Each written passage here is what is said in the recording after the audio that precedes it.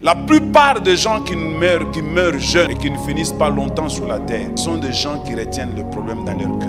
Un principe sur lequel le pardon de Dieu repose. Si vous voulez que Dieu vous pardonne, ne soyez pas de ces gens-là, vous allez mourir vite. Libérez votre cœur de tous ceux qui vous ont offensés. Parce qu'en réalité, votre vie n'est pas liée à la vie des autres. Vous vivez comme si votre vie dépendait de celle des autres. Votre vie n'a rien à voir avec les autres. Qu'ils soient d'accord avec vous, qu'ils vous aiment ou qu'ils ne vous aiment pas, votre vie ne dépend pas d'eux. Ils n'ont aucun pouvoir de bloquer la destinée que Dieu a fait pour vous. Même s'ils vous combattent, même s'ils vous haïssent, prenez seulement l'exemple de Joseph, haï par tout le monde, mais sa destinée n'a pas été dérangée.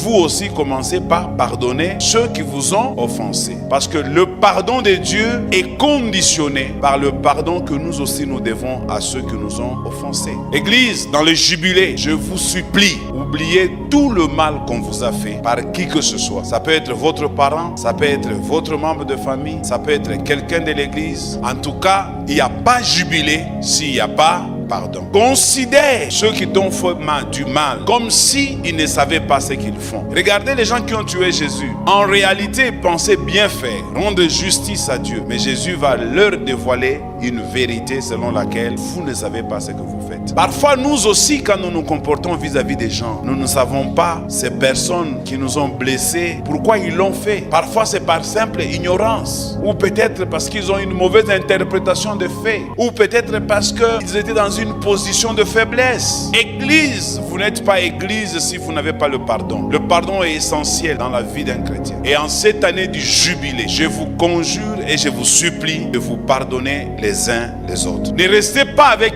une charge dans le cœur. Vous vous détruisez vous-même. Vous vous rendez un mauvais service. Vous écourtez même votre vie sur la terre. La plupart des gens qui meurent jeunes et qui ne finissent pas longtemps sur la terre sont des gens qui retiennent le problème dans leur cœur. Alors pourquoi perdre ton temps avec les gens qui te haïssent? Pourquoi perdre ton temps avec les gens qui parlent mal de toi? Si les gens parlent de toi, c'est que tu as quelque chose qu'ils n'ont pas. Les gens qui ont crucifié Jésus, ils ont trouvé en Jésus quelque chose qu'eux, ils n'avaient pas. Si les gens ne t'aiment pas, regarde-toi bien, il y a quelque chose que toi tu possèdes qu'eux, ils n'ont pas. Alors pourquoi créer un problème avec des gens que tu normalement dois estimer comme inférieurs à toi? Si quelqu'un n'a pas ce que j'ai, il n'a pas mon niveau. Pourquoi je dois me battre avec quelqu'un qui n'a pas mon niveau? Voilà l'erreur de l'église. Il vous envie. Et tout ce qu'il peut faire de mieux, c'est de vous insulter. Et vous arrêtez pour vous retourner contre celui-là qui vous envie. Est-ce que l'église peut comprendre ça et être libérée définitivement au nom de Jésus? Les petits soldats qui étaient en train de crucifier Jésus, plus les sacrificateurs, n'étaient pas du rang de Jésus-Christ. Jésus était d'une race supérieure. Il est dépassé en tout. Il est dépassé en beauté, il est dépassé en force, il est dépassé en âge, il est dépassé en connaissance, il est dépassé dans tous les domaines de la vie. Même dans les domaines où il pensait être fort, Jésus l'est dépassé. Ils étaient en train de faire l'œuvre de Dieu, mais Jésus est venu le corriger dans ce qu'il faisait pour leur montrer que vous ne le faites pas bien. Et c'est ça qui a créé la haine. Mon frère, ma soeur, écoute-moi bien, je vais finir avec ces premiers points. Les gens qui sont autour de toi, quand ils vont constater une seule chose, c'est que toi tu réussis là où ils ont échoué, ils ne peuvent pas t'aimer. Est-ce qu'il y a des gens à côté de toi qui échouent? Toi qui réussis, fais attention. Tu as trouvé un fiancé, fais attention d'aller raconter ça à ton ami qui n'a pas encore trouvé de fiancé. Même si elle rit, fais attention. Les jours qu'elle verra ton fiancé, des choses qu'elle dira à ton fiancé, tu sentiras que seulement ton fiancé a changé d'attitude. Je dis encore une autre chose et puis je quitte ces points ici. Église, écoutez-moi bien. quand vous pardonnez les autres, vous ne le faites jamais pour eux. Vous le faites pour vous-même. Je te pardonne pas parce que j'ai pitié de toi ou parce que... Non, je te pardonne parce que je ne veux pas avoir une charge inutile dans ma vie. Donc le pardon, ce n'est pas par rapport... Non, mambari ni fanya kama mine wazi kule nyuma kuro roina ni waka roina kwa muushi. Attention, roya kwa tabakia muushi. Quel que soit ce qu'il t'a fait, il y a un juge au-dessus de tous les hommes. Ce juge s'appelle Jéhovah Shammah, le Dieu de justice. Il s'occupera de ce que chacun de nous a fait. Et il est le seul qui connaît avec exactitude ce que chacun a fait. Et Jésus n'a pas voulu être impliqué dans un conflit avec des humains. Il s'en est remis à Dieu. Remets-toi à Dieu et laisse Dieu être le seul juge de ta vie. En tout cas, je termine en vous disant, Église Bread of Life, dans cette année du jubilé, ne gardez aucune rancune, aucune dent, aucune amertume et aucune blessure contre une personne qui peut mourir demain, mais en mourant, il a détruit aussi ton cœur. Parce que tout ce que l'homme a de précieux, c'est le cœur. Lorsqu'il arrête de battre, il n'y a plus d'homme. On peut te couper la jambe, on peut te couper les pieds, on peut te couper tout, même les oreilles, les nez on peut prendre, la bouche on peut prendre.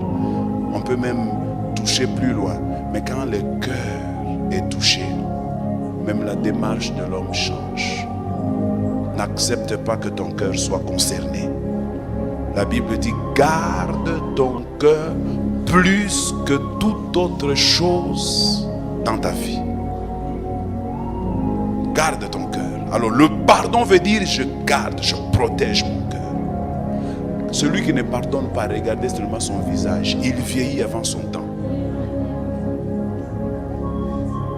Mais celui qui relâche, quand il a relâché quelqu'un, il a rajeuni. Parce qu'un homme avait dit, quand tu gardes les gens dans ton cœur, tu les gardes dans ton cœur est petit comme ça. Tu prends le nombre de gens que tu as déjà gardés dans ton cœur. Tu penses que ton cœur va supporter le poids. Un jour, ton cœur finira par lâcher. Pardonne-leur, car ils ne savent pas ce qu'ils font. C'est ça les jubilés. Deuxième chose. D'abord, ici, je vais souligner un petit détail. Même si quelqu'un te doit de l'argent, en cette année du jubilé, les dettes sont effacées. Fais-le. Fais-le. Est-ce que vous savez que, je vais vous démontrer ça, vous savez que ce que vous perdez pour la gloire de Dieu, vous les récupérerez d'une manière ou d'une autre. Moi, j'ai déjà perdu beaucoup d'argent dans l'église ici. Beaucoup. Un frère de l'église, je lui donne de l'argent et puis il est parti avec ça sans jamais me retourner ça. On est toujours en bon terme. On parle avec lui jusqu'aujourd'hui comme si de rien n'était. En très bon terme. Et la chose que je voulais qu'il m'achète, il ne m'a pas acheté, mais Dieu me l'a donné autrement et multiplié fois autant. Parce qu'il a compris que j'ai compris ce qu'il fallait comprendre. Et c'est pourquoi je vous l'ai dit aussi. C'est le jubilé, mes amis. Faites cet effort-là. Épongez les dettes. Vous n'avez rien perdu. Et puis la dette elle-même, elle est de combien? Dieu peut payer la dette des autres d'une manière divine. Bon, à mon y croire, kajeno. Mouta combat na tona combat na boule pour l'argent. Qui en venant est venu au monde avec l'argent? Qui en mourant partira avec l'argent? D'ailleurs, dans ta famille, je t'apprends que les jours que tu mourras, on ne va pas t'habiller les beaux habits que tu as achetés.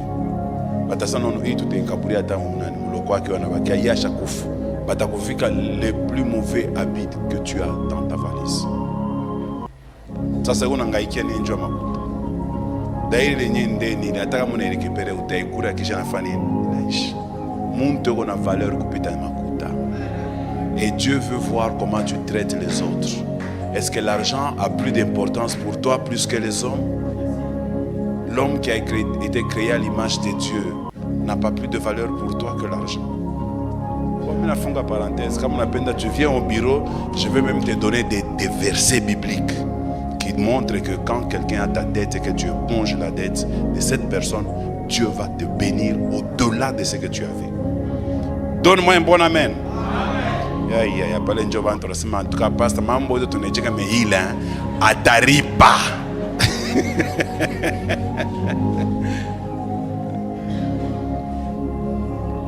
Bon, vous avez appris à mandeni na fanchia. Écoute, on makuta mais je peux te répondre. Comme on a ndeni mushibile et que on a makuta ripa ndeni ya benyeo. J'ai fermé la parenthèse. Deuxième parole que Jésus va prononcer à la croix. Il va dire aux brigands qui étaient juste à côté de lui, vous connaissez l'histoire, quand les deux brigands commençaient, l'un des brigands commençait à insulter Jésus en disant sauve-toi, sauve-nous. L'autre va dire si nous périssons, c'est parce que nous méritons, mais lui, il n'a rien fait de mal. Et puis il regarde Jésus et dit souviens-toi de moi quand tu reviendras dans ton règne. Et Jésus va lui répondre en disant en vérité, je te le dis, aujourd'hui, tu seras avec moi dans le paradis. C'est la deuxième parole que Jésus a prononcée. Aujourd'hui, tu seras avec moi dans le paradis. Qu'est-ce que ça veut dire? Ça veut dire que l'homme a reçu le paradis en croyant au Seigneur Jésus. Il a cru que Jésus était Seigneur. Il a cru que Jésus avait le pouvoir de monter au ciel et de revenir. À cause de cette foi-là, Jésus lui a donné le pouvoir d'aller au paradis. Qu'est-ce que cela vient faire dans les jubilés?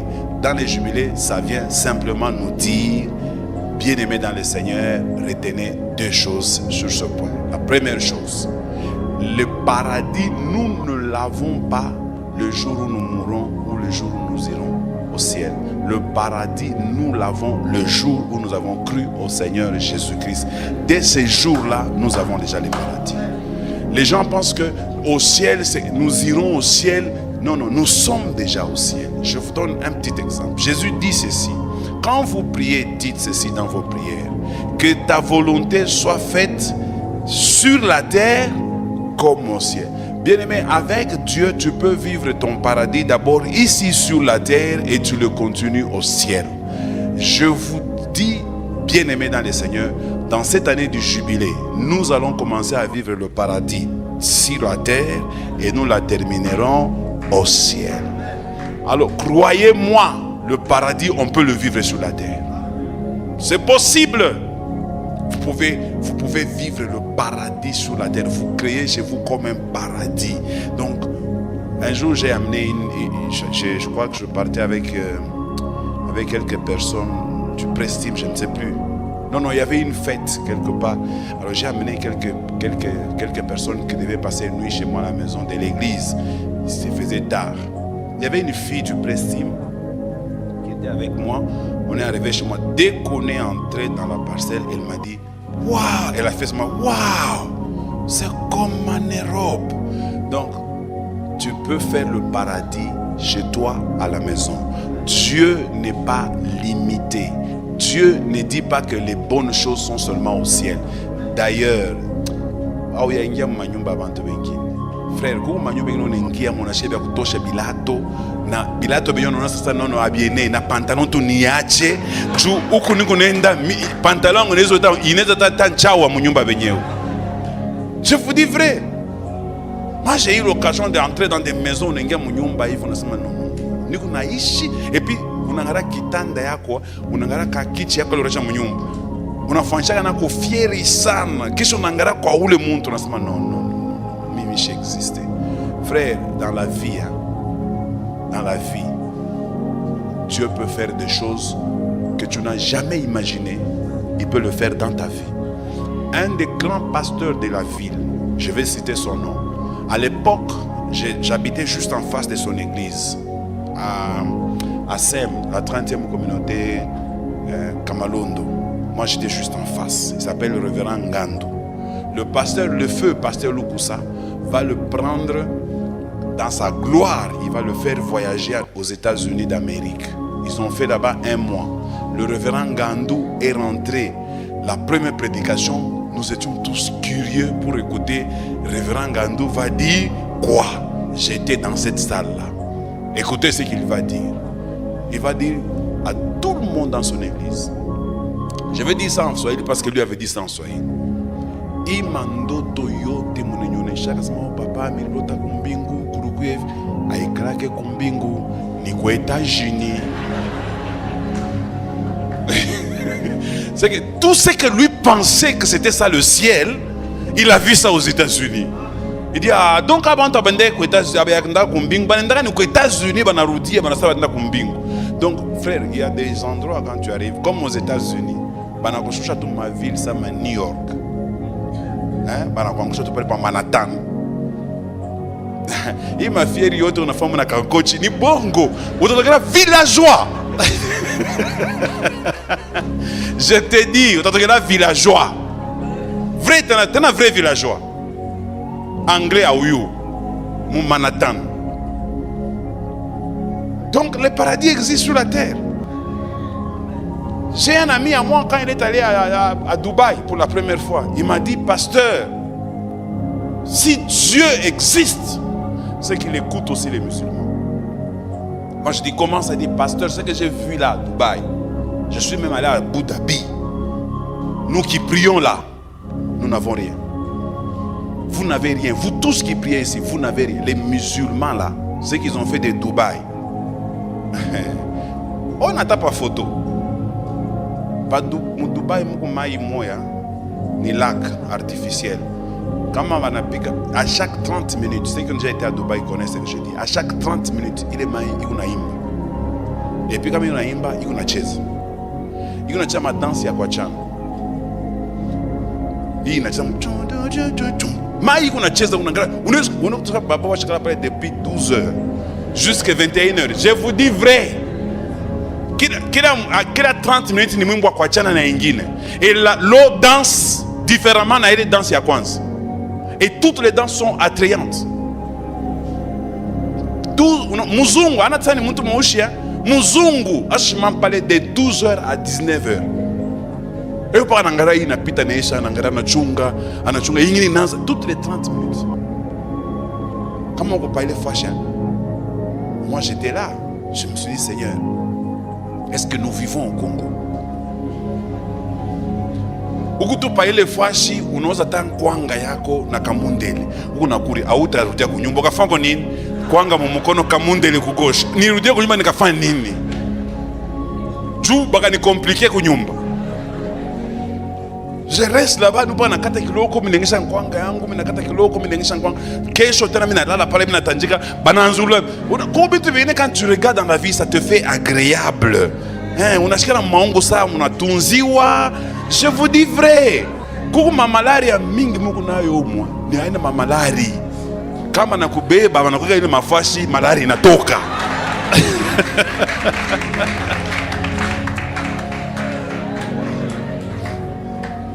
Que Dieu délivre Bread of Life au nom de Jésus-Christ. Cette année est une année de jubilé. Je souhaite que la moitié de l'église voyage dans ces pays que je suis en train de citer. Moutara pour témoigner, je vous dis. Autour de ton ordre, misa ou pendant danse il a changé. Zaman on a que on a toka couler ma fâche. On a parce que ce que tu as vu là, il n'a pas changé mentalité. On a changé tout akiri raisonnement na façon ya traiter muntu, on a mheshimia muntu. C'est très important. Le paradis n'est pas qu'au ciel.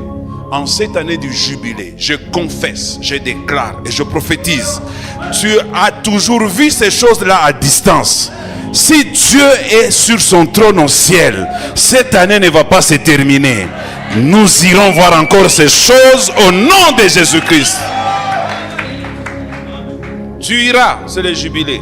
Le paradis est déjà sur la terre. Ce qui m'a aidé dans ma vie, j'ai déjà vu beaucoup d'endroits.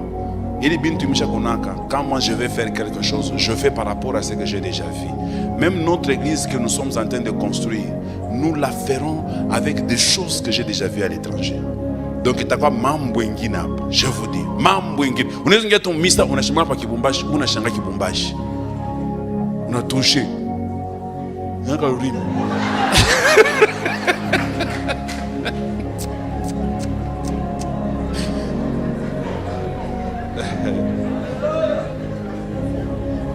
Donne-moi un bon amen. C'est vraiment possible avec Dieu. Alors, la troisième phrase, la troisième parole que Jésus a prononcée à la croix, il a dit, j'ai soif. J'ai soif. Est-ce que réellement Jésus avait soif de l'eau ou Jésus avait soif d'autre chose? Moi, je pense que Jésus n'avait pas soif de l'eau. D'ailleurs, on ne lui avait pas donné de l'eau, on lui a donné du vinaigre. Nous avons lu avec vous. Dieu, représenté par Jésus à la croix, a soif. Et quand quelqu'un a soif, c'est-à-dire qu'il y a un désir qui n'est pas encore assouvi. C'est qu'il y a un besoin qui n'est pas encore satisfait. Il y a quelque chose qu'il cherche qui n'a pas encore obtenu. J'ai soif. Un jour, mes enfants, je crois que c'est Ruth, quand elle avait 2 ans, elle ne savait pas parler. Elle m'a dit un jour, elle avait envie d'aller voir son grand-père et sa grand-mère. Maintenant, pour me le dire, elle m'a dit ceci. Nashka Njala Yakwenda mon Kenya.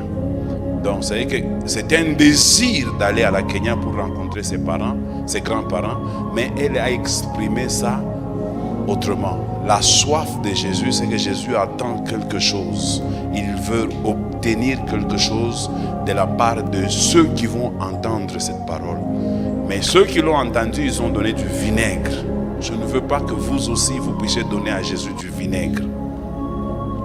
Jésus a soif, ne lui donnez pas du vinaigre. Qu'est-ce que tu donnes à Jésus quand il te dit j'ai soif? Quand Jésus a besoin que tu fasses quelque chose pour lui, qu'est-ce que toi tu lui donnes en retour? Même nos offrandes que nous donnons. Jésus dit j'ai soif. Il a besoin qu'on puisse l'arroser de ce qu'il nous a donné. Mais qu'est-ce que nous lui remettons quand il dit j'ai soif? Qu'est-ce que nous lui donnons? Quand l'église est dans le besoin, qu'est-ce que toi tu donnes? Tu penses que quand tu donnes à l'église, tu donnes au pasteur Josué, tu te trompes. Nous sommes une église, comme on vous le dit toujours, très bien organisée. Toutes les offrandes passent par les diacres. Les diacres comptent et donnent ça aux anciens. Les anciens comptent et les anciens gardent. Quand il y a des besoins, heureusement ils sont là, papa Aimé est là, c'est lui qui garde l'argent. Mike, il est ancien de l'église. Quand il y a des besoins de l'église, c'est lui qui prélève tous les besoins de l'église. Il met ça dans un signataire.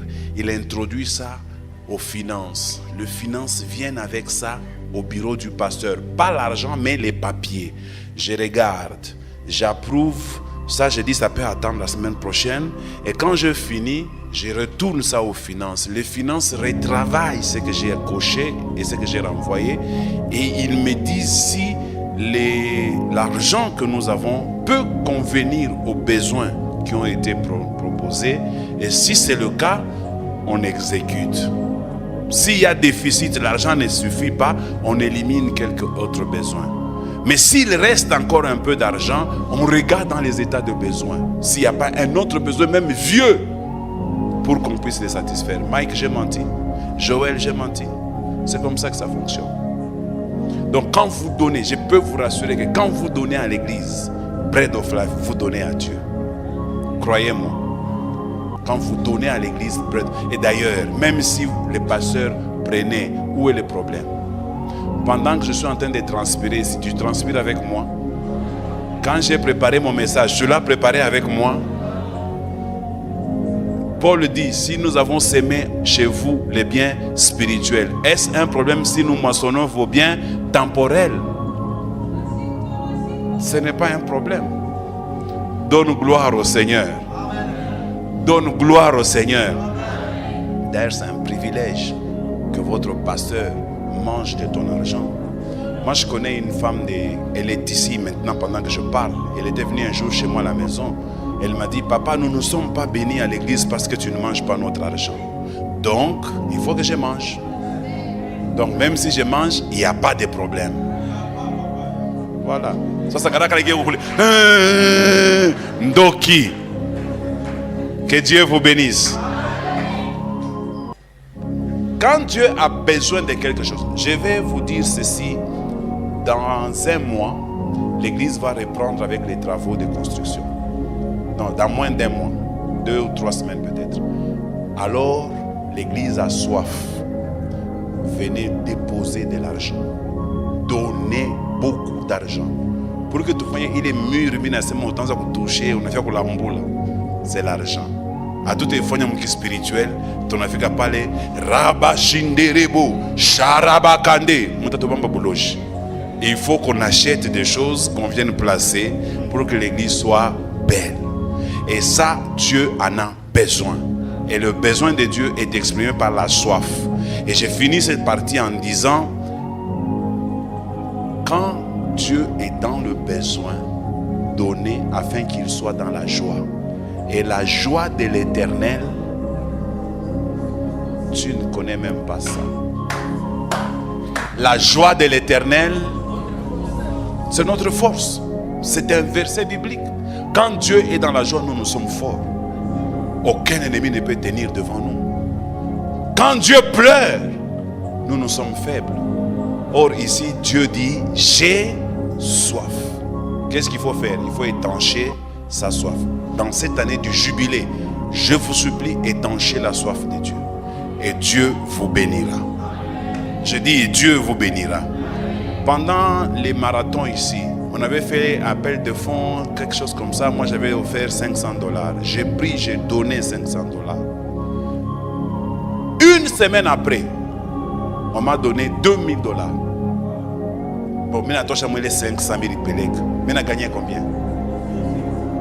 Pourquoi ça doit marcher seulement avec moi? Pourquoi ça ne doit pas marcher avec toi? Donne avec joie. Donne sans murmure.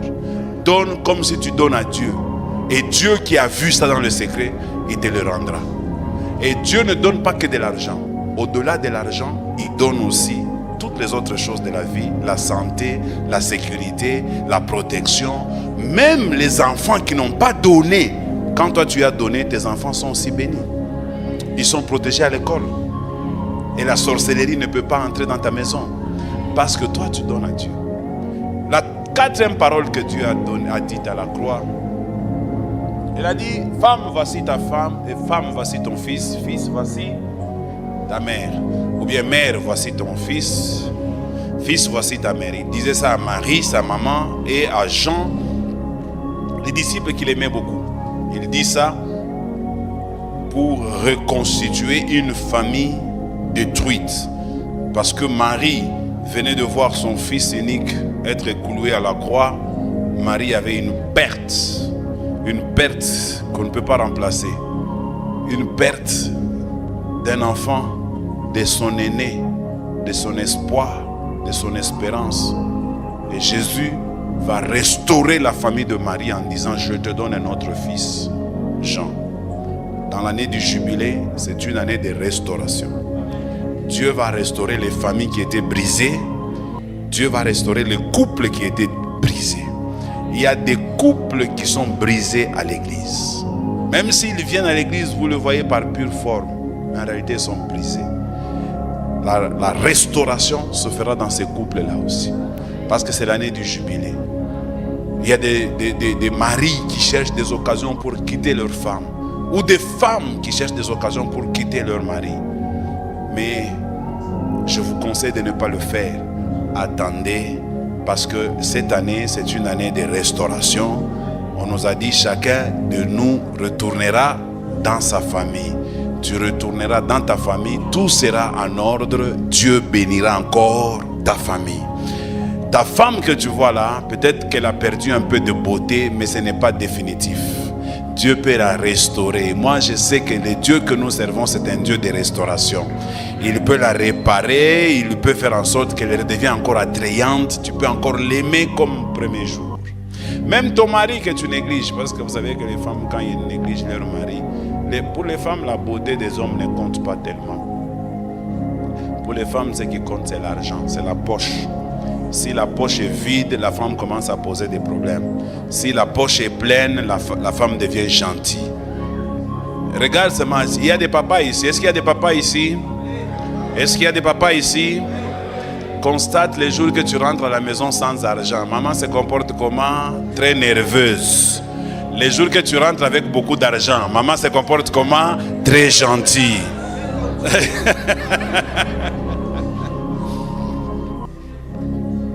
Les jours que tu rentres avec un peu d'argent, tu vas voir que va te servir, naïla va te servir. Otakwa tu comme chambre na femme. Unasema nini? Mishikuite. Asa pas non nenita, mais ça pas na mishikuite. Parce qu'il y a la chose. Comment? Alors, pendant que les maris qui m'écoutent ici, le mari comprend que la façon de gagner ta femme, il faut qu'elle voie ça. Si elle voit ça, elle va changer d'attitude. Et puis les femmes, dans ma sixième sens, moi satanique, dès que tu entres avec l'argent, on sentira qu'à toute odeur qu'il y a quelque chose ici.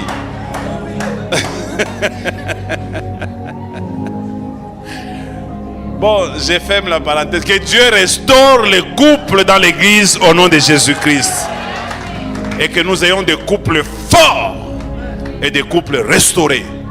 Et que les gens s'aiment encore comme le premier jour. Et que l'amour redevienne encore neuf au nom de Jésus-Christ. La cinquième phrase que Jésus va prononcer à la croix. Qui connaît cette phrase? Il va dire Hello, Hello, lama sabak tani. Mon Dieu, pourquoi m'as-tu abandonné? Cette parole a créé beaucoup de polémiques dans le monde religieux. Il y en a qui pensent que Jésus était abandonné réellement. Que Dieu a abandonné son fils. Il a envoyé en mission et puis au moment opportun, Dieu a abandonné son fils. Dieu n'a pas abandonné son fils. Premièrement, c'est une phrase que David avait prononcée. Quand vous allez dans les livres de 1 Samuel, vous allez trouver cette phrase, ou dans les psaumes de David, cette phrase est là. C'est David qui avait prononcé cette phrase. À quel moment? Lorsque la vie de David a commencé à basculer. David qui était sur le trône, son fils s'est entré en rébellion contre lui. David était en train de fuir son propre fils. Et c'est comme ça qu'il va dire, mon Dieu, pourquoi m'as-tu abandonné? Alors Jésus prend cette phrase-là, pas pour dire que réellement Dieu l'a abandonné, mais pour manifester les choses que Dieu a répondu à David quand David a posé cette question. David, quand il a dit, mon Dieu, pourquoi m'as-tu abandonné? Quelle a été la réponse de Dieu? Dieu lui a dit, David,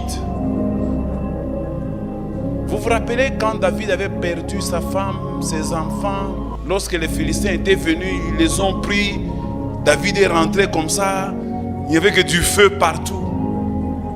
Il a posé la question, en Dieu, poursuivrai-je, atteindrai-je? Dieu lui a dit, poursuis, tu atteindras. Dieu répond maintenant cette fois-ci à David, il dit, David, il n'y a rien que je t'ai donné qui sera perdu. Tu vas tout récupérer. Tu n'as rien perdu. Alors, qu'est-ce qui est derrière la parole? Tout est plutôt, pourquoi m'as-tu abandonné? C'est la réponse qui intéresse. Ce n'est pas la parole. Donnez-moi un bon amen. Donnez-moi encore un bon amen. Je vais vite terminer, mais le temps me fait défaut. Quand vous ne comprenez pas très bien la Bible, vous allez penser que Jésus a dit, pourquoi m'as-tu abandonné? Non. Quand vous comprenez bien la Bible, vous allez comprendre les promesses de Dieu qui sont derrière le sacrifice de Jésus. Parce que dans le sacrifice de Jésus, Jésus était en train de devenir le roi de rois, le seigneur des seigneurs, parce qu'il voulait comparer l'histoire de David avec son histoire comme il est lui-même le fils de David, donc il est sur la lignée de David. Donc tout ce que Dieu a dit à David, Jésus a récupéré ça. C'est pourquoi Jésus, on l'appelle fils de David. Pourquoi m'as-tu abandonné? Je ne t'ai pas abandonné. Je te restaure, je t'établis. Et à partir de cette parole-là, Dieu a confirmé Jésus comme roi et seigneur sur tout l'univers. Et tout genou fléchit et toute langue confesse que Jésus-Christ est Seigneur. D'ailleurs, quelques temps après seulement, quand Jésus a dit ça, il y a eu quelque chose comme un tremblement de terre. Et il y a eu des ténèbres sur la surface de la terre. Et les mêmes gens qui ont pensé que Jésus était abandonné, ils ont dit peut-être que Jésus a appelé Élie. Qu'est-ce qu'ils ont dit? Décidément, cet homme était le fils de Dieu vivant. Bien-aimé, c'était une façon de démontrer que dans l'abandon de Jésus, il y avait une promesse de gloire. Je te dis, mon frère, dans ton abandon, il y a une promesse de gloire qui va se manifester.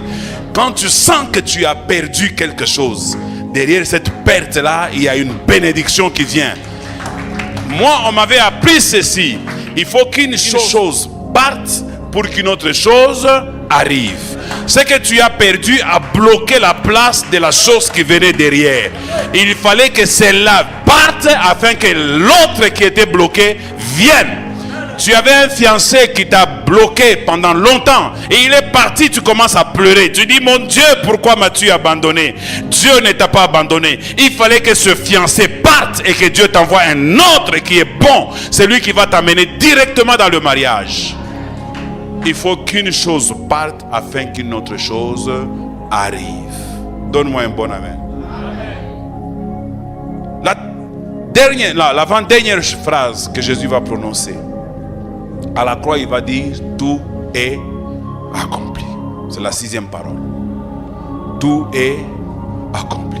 Ça voudrait dire, dans toute l'histoire de l'humanité, depuis que l'humanité a commencé, le diable avait pris en possession l'humanité. Il l'a contrôlée. Mais à cause de l'acte que Jésus a fait, souvenez-vous, le dimanche, je vous ai dit que Jésus était notre jubilé. Vous vous souvenez? À cause de l'acte que Jésus a posé ce jour-là à la croix, l'humanité a changé de patron. Le premier patron s'appelait Adam. Adam qui avait donné son autorité à Satan. Mais maintenant, quand il a dit à la croix, tout est accompli, Jésus est devenu le patron de l'humanité. Aujourd'hui, c'est lui le patron. Même compter, on compte toujours à partir de Jésus. Nous sommes en l'an 2021 par rapport à la naissance de Jésus. Jésus est devenu l'horloge de l'humanité. Avant, c'était Adam, c'était Satan, mais maintenant, c'est Jésus le patron. Tout est accompli. Et nul ne peut aller chez le Père autrement sans passer par Jésus-Christ. Et dans notre jubilé, mes amis, nous n'allons pas faire le jubilé sans Jésus. Un jubilé sans Jésus est un péché. Notre jubilé, nous le ferons avec Christ. Nous allons célébrer avec Jésus. Parce que c'est lui qui nous a donné la possibilité de jubiler. Frère, ce n'est pas toutes les églises qui ont fait 25 ans. Et puis 25 ans sans division. 25 ans ensemble. 25 ans où la majorité sont encore là. Ceux qui étaient au début sont encore là. Allez vérifier dans d'autres églises. 25 ans, c'est Jésus qui a fait toutes ces choses. Et comment on peut célébrer sans lui? Jésus sera au centre de notre jubilé. Nous allons élever l'étendard de Jésus en célébration. Nous allons danser pour lui dire merci Seigneur pour tout ce que tu as accompli pour nous. Jésus a accompli beaucoup de choses, mes amis, pour cette église Bread of Life. Si vous connaissez le combat par lequel l'église est passée depuis les premiers jours que l'église a commencé. Avez-vous déjà vu une église qui a déménagé 10 fois? Eh bien, Bread of Life a déménagé 10 fois avant d'être ici. 10 fois, on nous chassait toujours. Et aujourd'hui, quand nous nous sentons chez nous, vous n'avez pas idée ni image de ce que représente pour nous cet endroit où nous sommes chez nous. Pour nous, c'est un sujet de joie et d'allégresse. C'est tout un jubilé pour nous. Et je vous convie aussi à considérer cela comme un jubilé pour vous. à cause de ce qu'il a fait pour nous. Et la dernière chose, Jésus a dit, Père, je remets mon esprit entre tes mains. C'est la dernière parole. Père, je remets mon esprit entre tes mains. En réalité, dans l'homme, c'est l'esprit. Le corps dépend de l'esprit.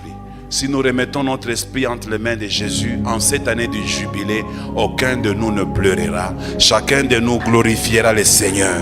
Attachons-nous à l'Esprit de Dieu et nous n'agirons pas selon les désirs de la chair, mais nous ferons avec Dieu des choses qui sont spirituelles, car ceux qui appartiennent à Jésus sont nés de l'Esprit et non de la chair. Est-ce que l'Église me comprend très bien? Remettons notre esprit entre les mains de Jésus. Ne remets pas ton esprit entre les mains des féticheurs. Ne remets pas ton esprit entre les mains de ton mari. Remets ton esprit entre les mains de Jésus. Jésus contrôle bien et sois sûr que entre les mains de Jésus, tu ne seras jamais confus ni perdu. Moi, j'ai confié ma vie à Jésus. J'ai confié ma jeunesse à Jésus. Aujourd'hui, je suis très content quand je me rends compte que je commence à vieillir. Je dis au Seigneur Jésus, merci. Comme celui qui a chanté Kamata Bisou. Moi aussi, je dis Jésus, Kamata Bisou. Frère, vivre toute sa vie avec le Seigneur Jésus, ce n'est pas facile. Mon esprit, les sorciers peuvent les chercher, ils ne les trouveront pas. Les démons peuvent les chercher, ils ne le verront pas. Parce qu'il est entre les mains du Dieu créateur, celui auprès de qui n'existe ni ombre ni changement, lui qui est assis sur son trône, qui contrôle tout, qui dirige tout. Remets aussi ton esprit entre ses mains. Si tu remets ton esprit entre... Remettre l'esprit entre les mains de Dieu, ce n'est pas mourir. Remettre ton esprit entre les mains de Dieu, c'est la sécurité, c'est la protection, c'est la garantie.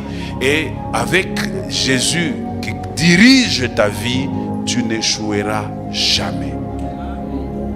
Depuis que j'ai remis ma vie entre les mains de Jésus, je n'ai jamais vu un échec avec Jésus. Je peux connaître un retardement, mais pas un échec. Je peux connaître des petites discussions, mais pas un échec. Je peux connaître des embrouilles, mais pas un échec. Et d'ailleurs, tout ce qui est échec dans le Seigneur est transformé en bénédiction. Joseph vendu par ses frères, c'est comme un échec. On achète Joseph, il devient comme un esclave, c'est comme un échec. Il arrive dans la maison de Potiphar, il devient esclave, c'est comme un échec. La femme de Potiphar convoite Joseph et finit par envoyer Joseph en prison, c'est comme un échec. Et de la prison, le panetier a promis à Joseph que s'il sortait, il se souviendra de lui, mais il ne se souvient pas de lui, c'est comme un échec. Mais d'échec en échec, Joseph est arrivé sur le trône de Pharaon. Je te dis qu'en Christ, il n'y a pas d'échec. Tous nos échecs, Dieu peut les changer en élévation, en escalier.